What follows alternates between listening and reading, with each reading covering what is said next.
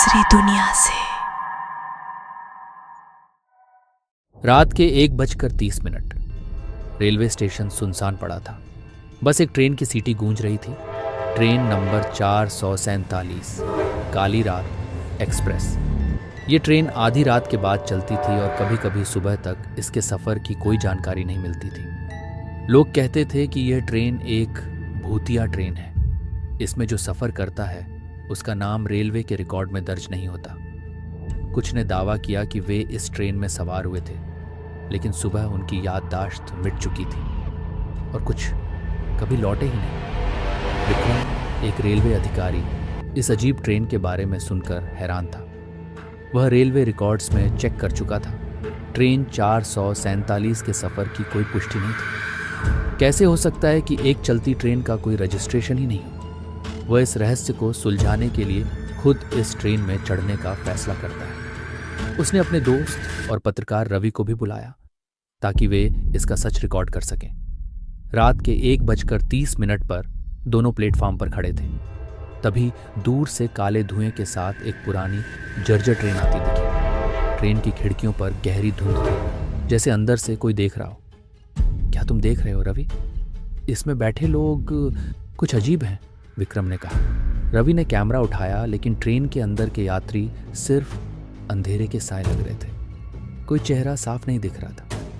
जैसे ही ट्रेन रुकी, दरवाजे बिना किसी आवाज के खुल गए। दोनों अंदर गए। डिब्बे में बैठने के लिए पुरानी लकड़ी की सीटें थीं और ट्रेन के अंदर ठंडक थी, किसी रेफ्रिजरेटर जैसी ठंड। सामने की सीट पर एक महिला बैठी थी।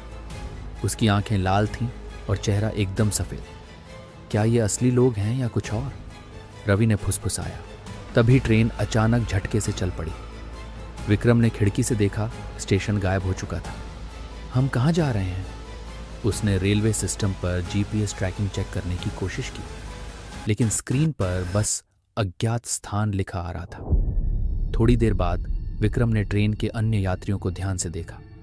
उनमें से कुछ के चेहरे पर गहरी झुर्रियां थीं। उनकी त्वचा सड़ी हुई लग रही थी। तभी एक आदमी उनके पास आया और फुसफुसाया, तुम्हें यहाँ नहीं होना चाहिए था। क्यों? रवि ने घबराकर पूछा। क्योंकि ये ट्रेन सिर्फ मृतकों के लिए है। जो इसमें चढ़ता है वो जिंदा नहीं बचता। रवि और विक्रम की धड़कनें तेज हो गईं। उन्होंने तुरंत ट्रेन के अगले डिब्बे में जाने की कोशिश की, लेकिन वहां कुछ ऐसा था जो उन्होंने कभी नहीं सोचा था। डिब्बे में यात्रियों की जगह सिर्फ हड्डियों के ढेर पड़े थे। ये लोग, रवि कांपते हुए बोल नहीं पा रहा था। तभी ट्रेन में लगी घड़ी 3 बजे सुबह दिखाने लगी। एक गहरी आवाज गूंजी, अब तुम्हारी यात्रा पूरी हो चुकी है। ट्रेन अचानक एक गहरे अंधकार में चली गई। अब खिड़कियों से बाहर सिर्फ काले धुएं के अलावा कुछ भी नहीं दिख रहा था। तभी विक्रम को कुछ महसूस हुआ। उसके हाथ पर किसी ने पकड़ लिया था। उसने नीचे देखा। सीट के नीचे से एक हाथ निकला और उसकी टांग पकड़ी। रवि ने चिल्लाते हुए उसे खींचा। दोनों किसी तरह अगले डिब्बे में भागे। तभी उन्हें दरवाजे पर एग्जिट लिखा दिखा। हमें कूदना होगा, रवि चिल्लाया, लेकिन विक्रम हिम्मत नहीं कर पा रहा था। पीछे से वह औरत खड़ी हो चुकी थी। उसकी आंखों से खून टपक रहा था। अब तुम यहीं रहोगे। रवि ने हिम्मत करके विक्रम को खींचा और दरवाजे से बाहर कूद गए। दोनों रेलवे ट्रैक के किनारे गिरे और बेहोश हो गए। जब उन्होंने आंखें खोलीं तो वे उसी प्लेटफॉर्म पर थे जहां से ट्रेन पकड़ी थी, लेकिन उनके हाथों पर खून के निशान थे। रवि ने तुरंत अपने कैमरे को देखा, लेकिन कैमरे में कोई रिकॉर्डिंग नहीं थी। विक्रम और रवि रेलवे कंट्रोल रूम में पहुंचे और स्टेशन मास्टर से पूछा, रात की ट्रेन नंबर 447 की एंट्री दिखाइए।